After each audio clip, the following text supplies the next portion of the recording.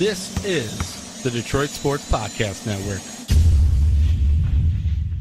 Hey, this is Brayan Pena. I always join the Vito podcast, the best podcast in the United States.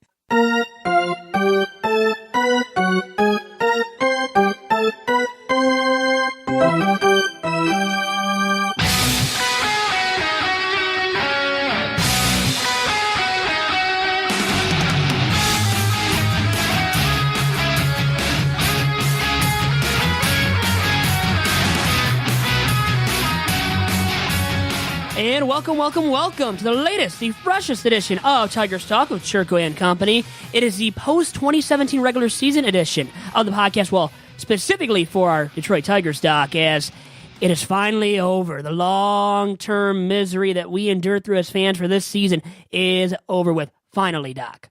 Vito, I want to get your sense, and it's always good to see you, as always, to record these Tigers podcasts. What'd you think of the whole Andrew Romine circus? A lot of our supporters were like, it's a little bit gimmicky. A week ago, I had posted on our Twitter page at Detroit Podcast, I had said, is this a gimmick or is this really cool? And it kind of was about an even 50-50 split.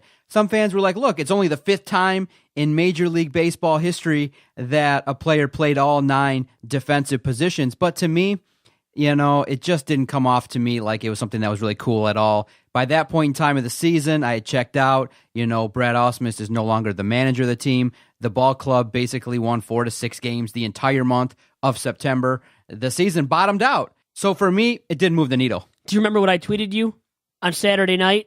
You thought it was cool. You thought that maybe it could be something that would be more meaningful had this taken place on a team that won 100 games. Yes, I think it was more of something that could have been a reward to a team that won 100 games, that clinched the number 1 seed in their respective league. Then I would have been all right with it, but because the Tigers are so lackluster all season long and lost 98 games getting the number 1 draft pick, I think that the Tigers should have booted on the chance of Romine playing all 9 like he did this past Saturday night. So you thought it was something that was gimmicky and kind of stupid? Stupid for the Tigers this season because of how porous they were as a ball club, and they lost all those games down the stretch in the last month, really since all those trades were made, and, you know, even before JV was dealt, before the waiver trade deadline, August 31. So for me, because of how bad the season was, I didn't want to see Romine go out like that, and honestly, I would like to see Romine gone from this Tigers team because he's not going to help out the Tigers team at all next year. Well, did you see what the dramatics were as a result of what the Giants did? The final game, Pablo Sandoval hits a home run late in a contest that lifts the Giants to 64 wins, and then all of a sudden you got to go, wait a minute. If the Giants and the Tigers finish the season with 64 wins, who gets the tiebreaker? Well, you go with the record in 2016, and the Tigers, I think, finished a half a game above the Giants, and so that means the Tigers have earned, as a result of this shitty campaign, the number 1 overall pick. You excited? 11-34 were the Tigers through the final 45 games to jump over 7 teams for that number 1 pick in the Major League Baseball draft next season. So I am overly excited because we had a chat 3 weeks ago, maybe a month ago, about the Tigers getting the number 3 overall pick, contending for that with the White Sox of their own division in the AL Central. They actually claimed the number 1 spot out of nowhere when they were a competitive ball club coming into 2017, a team that was expected to at least contend for one of the 2 American League wildcard spots. And guess what? They didn't come close to that down the stretch, losing all those games. 11-34 in their final 45 games played. And a team like the Twinkies, who some people projected the Twins to finish higher than the Tigers. But guess what? Not a lot of people did. And the Twins, to claim that second wildcard spot, kind of had to have some luck and some help. Let's just say it like that. They had to get some help. The Tigers, by being as dismal as they were and trading off all the players that they did, they helped out the Twins in getting that second wildcard spot immensely. And now they play, obviously, on the night of this recording against the Bronx Bombers in New York in the American League wildcard playoff game. So the final week of the season commences. The Tigers aren't playing that well in terms of what they were doing on the baseball diamond, but some interesting comments were made by Brad Ausmus in some of his exit interviews. I don't know, did you get a chance to see what he said on the ticket on Monday when he kind of talked with Jamie and Stoney? It was a little bit revealing in that he was open and honest and said, look, when I got here 4 years ago, the Tigers were in the toilet, in the basement, in terms of the use of analytics. Now, the Tigers do have a system in place. They are now at the forefront of beginning it for them. But what the Tigers did in order to get information was they would outsource the information and get it in. And so he said, look, I really didn't use a whole heck of a lot of analytics at the time because of the fact that the Tigers just weren't in the position to properly use it. And when I heard that, I thought, oh my goodness. I mean, in 2013, around the time when, Jim Leyland was moving on and Brad Ausmus is going to take over, you don't have a solid analytical program in place. Brad Ausmus was, I thought, a guy that was brought in basically because he was smart and that he could use something in order, he could use analytics in order to help the ball club, but it wasn't in place. Then if it's not in place in 14, not in place in 15, why aren't you screaming, get this in place? It's going to help me. It seemed like, when Brad Ausmus lets Ian Kinsler manage the last game, it kind of feels like Brad Ausmus checked out at some point, maybe even when the moves were made by Al Avila, he maybe checked out, because why is a Tigers manager not fighting for the use of analytics because of how prevalent it is? I mean, I'm literally angry to hear that kind of comment because it's 2017. Why are you 5 years behind the curtain? All these other teams have a system in place and are adding to it. You're now just implementing the analytical system you want to use going forward. I think that was quite a ridiculous comment, one that infuriated me when I heard it. Well, the thing is, he's crying wolf, and he's using the Tigers front office brass as the scapegoat for why the analytical department was never fully implemented or developed while he was the Tigers skipper. So for me, it's sour grapes, So I don't really have too much, sympathy for a guy like that, because he could have done what you said. He could have gone to the front office, to Al Avila and company, and told those guys that, hey, I want to implement some analytical stuff for this ball club. And he never did. And 4 years on the job, that's on him then, at least partially. And for what you said regarding him checking out towards the end of the season, well, do you blame him? He's human. I think he knew the writing was on the wall that his job wasn't going to be with the Tigers in 2018. So I think once he saw all these trades being made and the Tigers far out of the race and all the losing happening, he probably did check out. And guess what? That's human nature to check out in that aspect, right? Or at that point when there's nothing to play for the rest of the season and my job with the team is far from a lock for next year. And more than likely, he knew well ahead of time that his job wasn't going to be, with the Tigers in 2018, Doc. Have you heard the news in the last couple hours? Brad Ausmus might be the leading candidate to take over the job, left by the former Phillies manager. I feel like, the Phillies might not be getting a good guy. I know Terry Collins is moving on with the Mets. I feel like potentially there might be a situation where Brad Ausmus might be in Major League Baseball as early as next season. If I was him, I'd take a year off, maybe regroup, really identify what you're going to be as a manager, because if you do get that second opportunity, you better make the most of it, because there won't be a third. I know that a lot of people across Major League Baseball have a lot of respect for Brad Ausmus, but I don't see him going to the Phillies and having a ton of success. I might even hold out for a better job, maybe one that opens up maybe in Kansas City, should Ned Yost wear out his welcome, maybe stick around in the American League since you have some prior experience. Well, and the thing is, too, is that, remember he said that he might not have accepted a contract from Al Avila if the Tigers would have offered it to him? Well, it's because the Tigers are going to be irrelevant, right, next year. The Phillies, same thing. So why would you take a job with the Phillies then? It makes no sense to me at all, Doc. Well, if a job opens up and they ask for you potentially and you want to manage, hey, you know what? You might just say, look, I learned what I did from the Tigers. I could maybe apply it to the National League and do some things over there. But I think there's better jobs, better opportunities for Brad if he wants to sit out and wait a season or two, because I really do feel like, you know what? Probably towards the latter half of the last 2 years, he probably did get a little bit burnt out. He also revealed in his interview with Jamie and Stoney on the Ticket that he was a little bit surprised at how some of the media started to approach him and ask him questions that were coming from Twitter. And in this day and age, to be surprised by that is a little bit old school in my thinking, in that you have a Twitter account. Brad Ausmus has an account.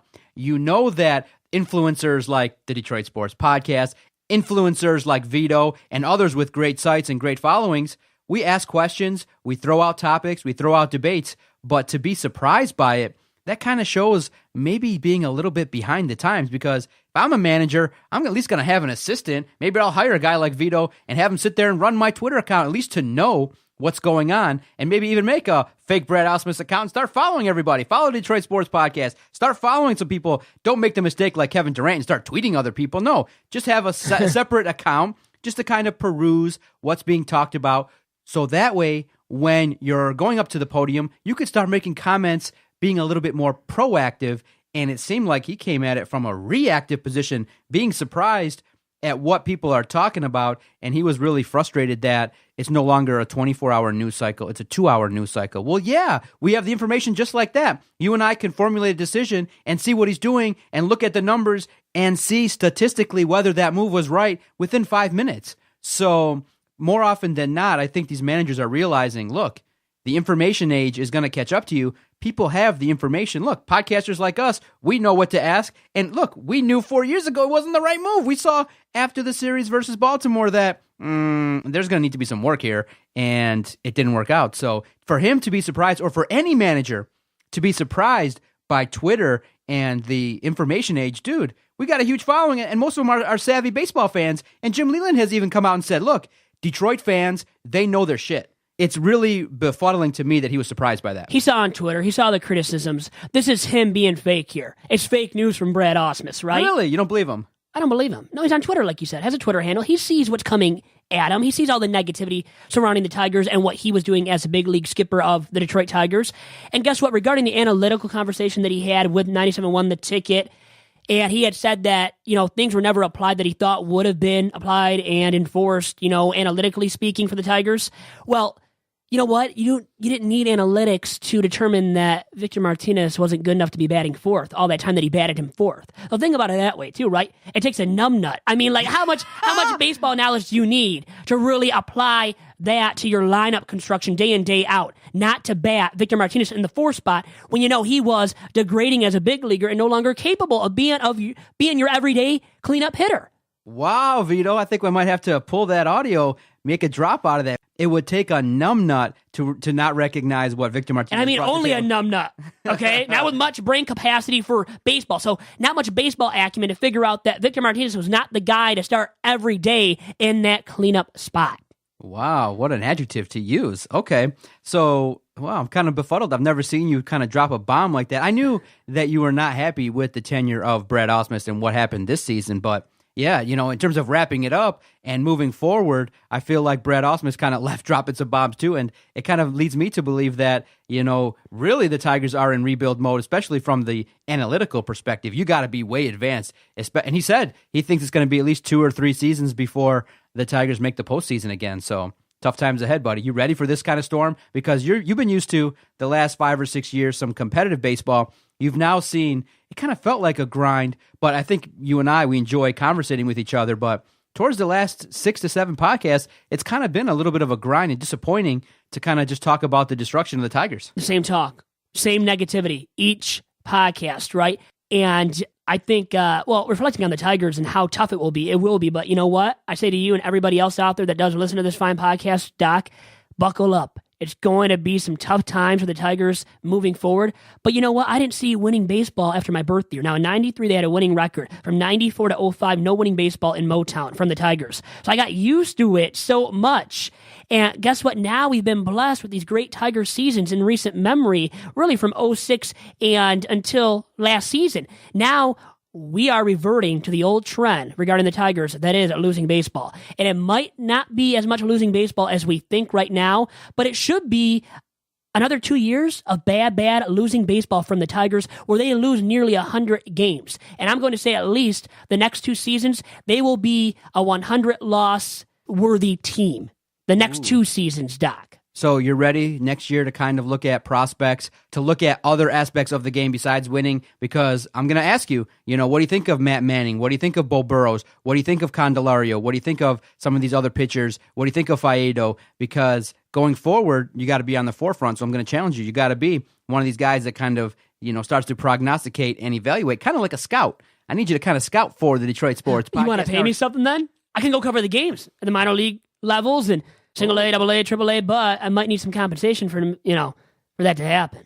Oh, no! Okay, we can discuss that. We can see how, in terms of when I hear what we do in the offseason, in terms of what you bring to the table, because I've already done the homework, Vito. Oh, he's done all the homework. Obviously, he has. I'm well aware because here's my homework. Oh, let's see what the Athletic is talking about. Yeah, I was about to say, let's see what the other guys are talking about regarding these prospects. Katie Strang, what are you kind of talking about these people? Okay, good. Can you let me know? Okay, that's my knowledge then. Okay, that's what I'm going to spew to the masses on this podcast then. And that's what we do as a whole. You and I both, it's natural to do that. You read something and then you tag along, right? You jump on the bandwagon and start talking about the same stuff that these scouts are talking about. Well, in my opinion, from the eye test, I kind of like what Candelario brought to the table. I mean, dude could put the ball in play. He seemed like an efficient third baseman, and I think that with another season under his belt playing every single day, I think we got something there in Mr. Jamer Candelario. It's not a bad pickup there for Mr. Alavila. I think so, too, and you were able to formulate that thought yourself, Doc, without looking at something regarding Jamer Candelario? I'm not going to reveal my secrets, Vito, not to you. I'm not going to tell you how the doc gets his information, but you are going to tell me what great guest you lined up coming up next after the break. Brayan Pena, longtime Major League backstop and former Detroit Tiger, played with the Tigers and Jim Leyland in 2013, was along for that ride that got halted in the 2013 ALCS against the Boston Red Sox. He will be on with us via Vito's VIP line just after this quick commercial break. Doc, as you know, we have partnered up with the Detroit Sports Commission. And guess what, guys? Since 2001, the Detroit Sports Commission has applied its expert touch to marketing and to selling in the Metro Detroit area as a marquee destination for regional, national, and even international amateur sporting events. And through the Detroit Sports Commission's help, these events have attracted thousands of visitors and pumped millions of dollars into our local economy. It is why Detroit is now not only the place where champions are made, but also the place where championships are played. So to find out more about the Detroit Sports Commission and all of the events they're bringing to our region, follow the DSC on Twitter and on Instagram at DET Sports, and check out their website, DetroitSports.org.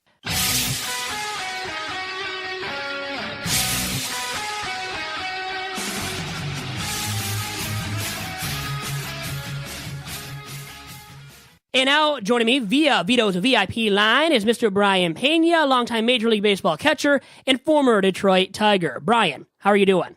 I'm doing great, man. Thanks for having me. I mean, I miss you guys. Where you guys been? Well, you know what? We've been busy. I know you've been busy very much so. And this past season, specifically in AAA for the Royals with the Omaha Storm Chasers. And Brayan, I know you mentored a lot of players there with the Royals AAA affiliate, including Royals catching prospect Cam Gallagher. And what was that experience like for you, kind of taking on that mentor role this past season? Well, to be honest with you, I really appreciate the Royals organization to give me an opportunity to come back to the game because everybody knows that, last year it was a tough year for me. I mean, because I had the knee surgery and things didn't work out, between me and St. Louis Cardinals, unfortunately, because I really want to do great for those guys, but I really got hurt, and it was a very sad part of my career. But at the same time, I enjoy it. I enjoy it down there in Omaha. We all have a good time. Everybody did what we had to do. You know what I mean? Everybody prepared. Everybody got excited about the season from the beginning, and it was exciting, man. It was very exciting. But at the same time, it's one of those things that. You're just there to help, you're just there to do whatever it takes, you know what I mean, to guide the younger guys. And Cam, he was one of those guys, and he did great for us. I'm going to be honest with you, he didn't need that much help because he was ready. He was ready for the next step. And he proved, when he got the opportunity to be in the big league, he did very well for the Royals. And, I'm glad that I can call him my teammate. And now, Brayan, I know you stole a base, too, this past season, and you hadn't done that since 2015, and you never did it with the Tigers. So I didn't know you were the most fleet of foot, Brayan, but you pulled it off. And how the heck did you make that happen this past season? Well, I want to prove myself that I still can run, you know what I'm saying? And I had an opportunity, and I saw it and I took it. So it was fun, it was fun. All my guys, they were celebrating it, and everybody was super excited. But at the same time, man, I feel so good. I feel great. I feel like, I just got back to where I was. You know what I'm saying? I'm going to be honest with you. I was thinking about doing something else, but at the same time, it was like, okay, you know what? If they give me opportunity, I'm not going to go. I'm not going to delay. I'm going to go straight still. And that was exactly what happened. I just saw an opportunity and I took it. And man, everybody was so excited that if I knew that my teammates, they would be that excited, I would have tried more often. I love the highlight, and I know you got the crowd pumped up, you got your teammates pumped up, and I would have loved to have seen you show off the speed with the Tigers when you played with them. You did in 2013 under the leadership of now Michigan Sports Hall of Fame inductee Jim Leyland. And first and foremost, regarding that experience playing with the Tigers, and specifically with Jim Leyland, what was that like for you, Brayan? It was one of the most amazing things that happened in my career. I think, Detroit Tigers in general, they really taught me how to play the game, in the right direction. You know what I'm saying? We're enjoying it because we had the opportunity to go to a playoff. We had the opportunity to go out there and play with a lot of great players, and a lot of them they had the potential to be Hall of Famers. You know what I mean? And especially the skipper and his coaching staff. But mostly the fans, man. The fans, they were so great. They were amazing. I still have, some letters and stuff like that coming from the Tigers all over the place, not just coming from Michigan, And that's something that money can buy. That's something that you always, carry with you in your heart. And especially, when we had the season that we have. Obviously, everybody knows that we couldn't finish what we started. But, that clubhouse chemistry was amazing. Everybody was so exciting every day. Everybody was, it was a fun place to go to work. It was something that I always going to carry, with me in my heart. And who knows, there is nothing written yet, maybe someday I will have the opportunity to go back there and play for the Tiger because, for me, it was an amazing opportunity and so much respect, from the front office to everybody down. And like I said, man, especially the fans and you guys, the media were awesome. You guys were very respectful. And that, I don't want to sound like a broken record, but that's something that I always going to carry with me, my entire life. And I feel like you and your teammates in 2013 with the Tigers were so darn close to getting to the Fall Classic, to winning a world championship, the first one for Motown since 1984.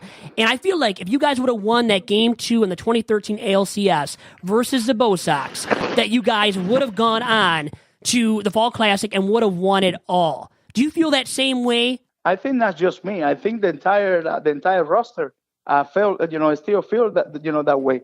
I don't think that you're going to have an all-star, caliber lineup every night, and that was exactly what we had. I don't think that any team can have an all-star, caliber starters, and that's exactly what we have.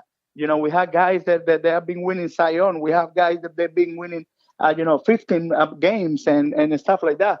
And like I said before, man, I think everybody knew that. Everybody knew that we fell short. We saw the disappointment, that we faced the day that we lost against Boston, and it was very sad. It was a very sad day for us because we knew that we just didn't let ourselves down, but we let a lot of our fans down, and that was very sad for us. In Game 2, when the Grand Slam was hit, what was going through your mind? Take us through that experience, watching that at bat and watching that lead dissipate. Well, to be honest with you, nobody want Big Papi to come in big situations like that, because everybody know that he was a very clutch hitter. But at the same time, I believe that everything was meant to be, for those guys. Those guys that they end up winning it all. But there's no way that we can predict that. There is no way that we will know that we probably will hit the homer with the bases loaded. But I had so much confidence in my teammates, man. I had so much confidence in my team that I in my heart I was like, this is not over yet. I know we can come back. I know we can do something special here. But it didn't work out. But at the same time, the only thing that I can tell you guys from this is that everybody was very upset. Everybody was very disappointed. But it was just one of those moments that it's going to be one of the saddest in my career. And it was so tough for the fans. I know hard enough for you guys, playing on that team and being so darn close as well, and knowing what you had to work with in terms of that great collection of talent. And perhaps the greatest Tigers team that we saw in this recent great era of Tigers baseball too. And for you now, in that 1 year with the Tigers, I know you've already talked about some of your memories, but what was your fondest memory from playing with the Tigers? I think one of the finest memory was that I never, I never experienced to play with so many All Stars. I never experienced to play, with so many guys that they're they're going to be future Hall of Famers. You know what I mean? So the first day that I came to Lakeland, they welcomed me like I was part of the farm. They welcomed me like I was part of the Tigers for my entire career.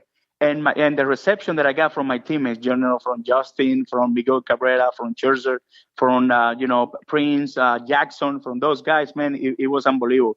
But going back a little bit further, you know what I mean, back a little bit back. Ever since that I was, with the caravan, the one that we do, during the off season, the fans, man, they embrace me, a lot. That they appreciate, my game, watching me, against the Tigers when I was with Kansas City. And I was like, wow, I mean, this is amazing. This is a guy who has been a backup player, his entire career. And then I come into this great lineup and this great teammate, and this great team. And everybody, accept me like I was a long-time teammate. And that was my biggest thing, because after that, I gained so much confidence. After that, I told myself, you know what? I really think that even though, I was a backup, my entire career, but I think that I belong here. I think that these guys can really help me, to become a better player. And that was exactly what happened. I had my best year, in my baseball career so far. And we made it to a playoff, and we have so much fun that it was amazing. So much talent assembled on that single roster, Brayan, as you know, and you've already talked about. Who was the greatest player, though, talent-wise, that you played with on that 2013 squad? Jeez, it got to be Miguel Cabrera. I mean, Miguel is special. I mean, this guy, the stuff that he was doing, it was unbelievable. I mean, he put up better numbers, that year than the year before. Than the year before, he won the Triple Crown. So how can you get better than winning the Triple Crown? And that year, he had better numbers. You know what I'm saying? And the stuff that I saw him doing, off the field, for the Venezuelan people, you know what I mean? Not just for them, but for the entire Latin American community. The stuff that he was doing for the American community too. His all the charity that he was doing, everything that he was doing off the field. That really amazed me even more, because this is a superstar. This is a guy who doesn't need any more PR or nothing. And out of his heart, he was willing to do whatever it takes, to provide for people. He was willing to do whatever it takes to put smiles in kids and in kids' face. And that's priceless, man. That's something that I always gonna respect. And on the field, the numbers speak by themselves. How great he did. You know what I'm saying? Oh, absolutely. I mean, now, as Tigers fans, we just hope that he bounces back after a tough 2017 campaign. And we have to expect the best from him after all the stuff that he's done in the past in his big league career, being a great slugger. And now regarding you, Brayan, I know you're a free agent in this offseason. Will you be suiting up for a ball club in 2018? Oh, yeah, for sure. I mean, I finished very strong. I had a great finish. I don't want to blow my own horn, but, I finished very strong. I felt like, my knees, they answer me the way that we expect them to answer. So, it was just one of those years that I give it a try, to see if I can push myself, to a next level. And I did. I really, it took the time exactly that the doctors told me. And man, right now I feel like I'm 25. I feel great. I'm start working out, today because I wanna see if I can go out there and play some winnable, probably for like a month or something. You know what I'm saying? Just to keep in baseball shape, and that's exactly what we're doing, and that's our thought process. But at the same time, man, I'm feeling great. Thanks God. I had an opportunity to play for the Kansas City Royals, and they took their time with me. And when Cam went to a big league, I did most of the catching, and I did pretty good. And it feels good, man. To be honest with you, it feels good to be back healthy 100%. And that's something that I really was very concerned. When I had my surgery, because I didn't even feel that it was myself. But now I can tell you honestly that I'm myself. That I'm back. thanks God, and I'm ready. I'm ready for whatever challenge is out there. But yeah, definitely, I still want an opportunity to go out there and continue to play the game that I love. Well, I'm glad to hear that you're feeling healthy again. I look forward to watching you next season play for a major league squad too, Brayan. And maybe you'll steal 10 bags next year now that you're feeling rejuvenated. So who knows, right? Crazier things have happened. And one of the other great things, Brayan, that you've done is off the field, serving as an ambassador to the U.S. Army. And I know you started some work already in Orlando, and what did that exactly entail? And what are your future plans for serving as an ambassador to the troops? Well, to be honest with you, I appreciate so much what our troops they do for us, because without them, we couldn't have this great freedom that we have. You know what I mean? I appreciate their sacrifice. I appreciate everything they do. You know what I'm saying, to keep us safe, and knowing that, I understand their family sacrifice, their family's pain. You know what I'm saying, because everybody always concerned about their loved ones, and if they come back home safe and stuff like that. So what we have been doing, we've been doing down here in Orlando some baseball clinic for for those kids. Obviously free. We never charge nobody. We do some some training, and in one of my training camps facility, and we interact with them. We take pictures, and definitely we go and we coach in little leagues, and where their kids or nephews or brothers, they're part of that. And in January, probably we're going to do something bigger. Probably we're going to go to San Diego, and we're going to spend, some time down there in San Diego.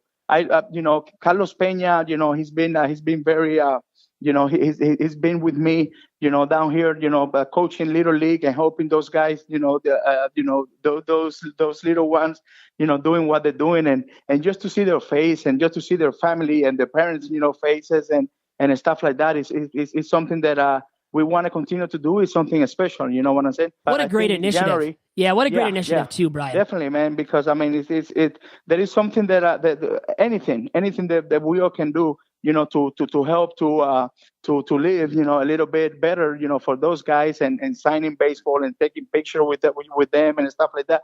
That would definitely put some smiles in our troops, faces, and hopefully we can continue to do that.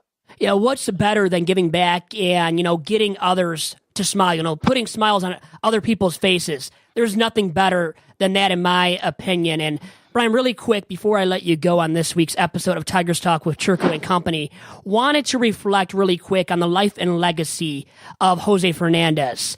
And, this guy was dear to the baseball community, was so full of energy and life, and passed away tragically last year, a little over a year ago now, on September 25th.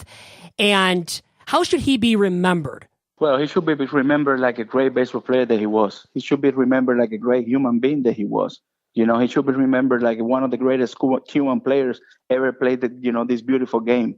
I mean, it's something that everybody always talking, about it, like, how soon he left us, but at the same time, how deep his legacy was. He really left, not just for the Spanish players, not just for the Cuban players, but for baseball in general. Everybody loved him. Everybody, really was a very, very sad, when he passed away. And, obviously our thoughts and prayers, continue to be with his family. And, it's just one of those things, man, that every time that we think about him, we think about him with joy. We're thinking about him with a lot of happiness, because that's definitely the way that he played the game. And that was definitely the way that he lived his life. And, obviously, I mean, being one of the Cuban players, what I mean, we really respect him, and we really appreciate everything that he brought to the table, because he really put that Cuban flag, in very high level, you know what I'm saying? And thanks to him, and we're always gonna remember him, with the great joy, and may God, rest him in peace, and hopefully, you know what I'm saying? His family. They know that we all remember him, with our open heart, and with nothing but beauty, coming from our thoughts and prayers, to them. And I know a man so vibrant on and off the field lost way too early and meant so much to the Cuban community as well. I know that much, and thanks for sharing that info and those anecdotes about Jose. And really quick, wanted to get from you, on a brighter note now, a World Series prediction. Who do you have and why? Cheers. I was part of a great baseball team, and I saw what offense can do, but I also saw what pitching can do. And I think, call me a front runner, but I think Cleveland, they're going to take it all because they do have 4 number 1 guys. You know what I mean? And pitching is so important, during the playoff that, it's hard to go against, Cleveland Indians, you know what I'm saying? Because, they have such a great team. They have such a great team chemistry. And that also plays too, in winning it all. But I believe in that pitching, man. But obviously, I'm a catcher, so I can relate a little bit to that. But at the same time, man, those guys and their bullpen, they really can make some noise, and they probably can they probably will win it all. Well, yeah, it's hard to bet against a team that won 22 straight games at one point this season. So, and their pitching, their starting pitching. I mean, it was unbelievable. The numbers those guys put up, you know what I'm saying? Oh, so darn good. And you know what? It's not just Corey Kluber, the Klubot, as they call him, as that staff is great collectively. And I bet as a catcher, when you're catching a great staff like that, it just makes your job so much easier too, right? Yeah, I mean, that's one of the things that I really appreciate, my time down there in Detroit, because, guys like Chirco, guys like Porcello, guys like, Verlander, guys like Sanchez, who was doing great that year. Remember, at one point, he struck out 17 guys, you know what I'm saying? So he was in top of his game.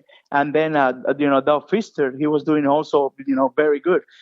One thing that a lot of people don't know, those guys, they had that, they were pushing each other a lot. But they were pushing each other in the right way. It was a very healthy competition. You know what I'm saying? But at the same time, those guys that they were helping each other up and they were like, pulling each other. Every time that everybody started, it was on. And that's exactly what I see in Cleveland now, man. I see that chemistry. I see everybody pulling together. And when that happened, great things happen in the baseball field. Brayan, great stuff from you. Thanks for coming on this week, and best of luck to you with everything that you do the rest of your pro career in baseball and outside of baseball, too. Thank you so much, guys. Thanks for having me, and God bless you all, and God bless your families. God bless you, too, and your family, and let's talk again soon.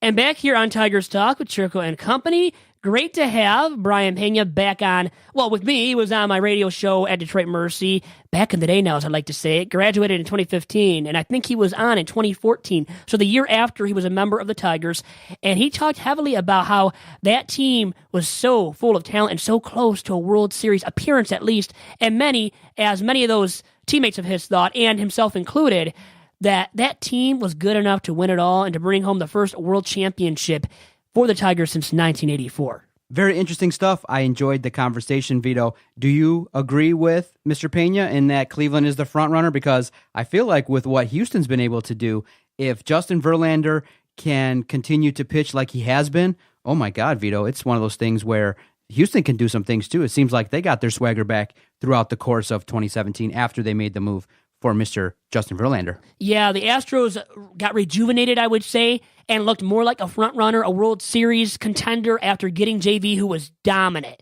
The definition of dominant down the stretch for the Astros. What a big get, a big help, and I think he will immensely help out the Astros in the playoffs and could be that difference maker that puts the Astros over the top, gets them past the Indians, and it means into the World Series, in my opinion, to face off against the LA Dodgers. But I do like the Indians, like Mr. Pena, Brayan Pena, and I'm picking the Indians to beat the Dodgers in the Fall Classic right now.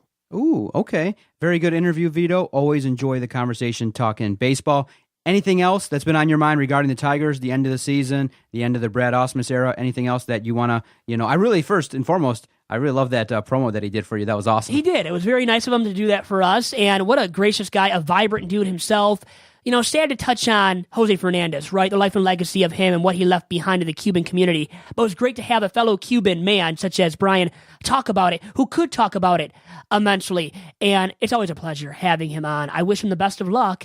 And guess what he revealed to us? That he will be playing once again next year because people were saying, or starting to think at least, that this guy, he's going to turn 36 next year, might not play again professional baseball. But he said that is his plan for 2018, Doc. If people want to follow Brayan and continue the positive messages, where can they follow him on Twitter? Well, they can follow Brayan at Cuban2727. And in his Twitter profile, by the way, it says great person and great human being. Pretty darn accurate, I would say. And I don't know him great, but God, I'll say this, from just talking to him via text over the phone in the past, always gracious with me, giving me all his time, and sharing some great insight and anecdotes at the same time too, Doc. Anything else regarding the number one pick, potentially? Should they target a power arm? I mean, a lot of interesting scenarios with that number one pick, because having it kind of jumpstarts your kind of rebuilding process, huh?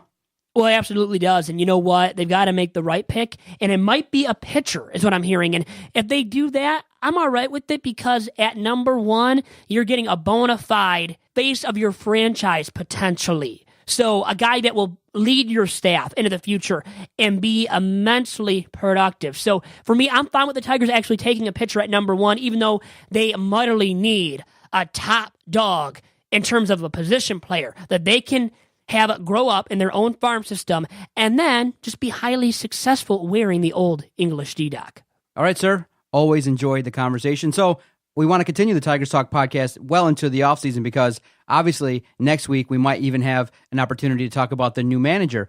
I know that Freddie Gonzalez is going to be interviewing former Atlanta manager this Thursday. All the in-house candidates were interviewed over this last weekend. So we'll have a chance in the upcoming weeks to break down who the new manager could be and who maybe Vito's looking at as maybe taking over the hot seat. Brayan Pena, please. Or Omar Vizquel. We'll talk about that and much more in later editions of the podcast, Doc. Thanks to you. Thanks to Brayan once again. And we'll talk to you next Wednesday for another fresh episode of Tigers Talk. Until then, adios. And you heard it from Brayan Pena himself. Vito's podcast, best podcast in America. If you've liked what you've listened to, you want to continue to support the Detroit Sports Podcast Network, all that we ask, continue to visit our website, DetroitSportsPodcast.com.